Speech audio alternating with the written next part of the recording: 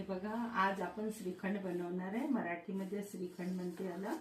आणि हे श्रीखंड कसं बनवायचं याची विधी तर मी अजूनपर्यंत टाकलेली नाही आहे, पण मी तुम्हाला आताच सांगत आहे. 1 लिटर दही घेतलेलं आहे आणि ते आदल्या दिवशी बांधून ठेवलेलं आहे एका चांगल्या मोठ्या रुमालामध्ये.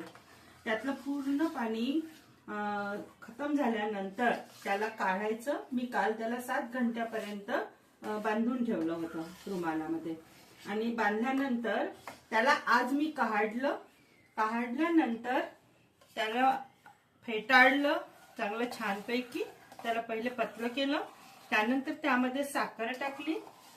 1 लिटर दहीसाठी 1 पाव दूध लागते आणि 150 ग्राम साखर टाकायची. साखर जास्त नाही टाकायची खूप, कारण नाही तर जास्त मीठ होते. आणि त्याला चांगलं फेटाळून त्याला असं बिलकुल श्रीखंड असं छान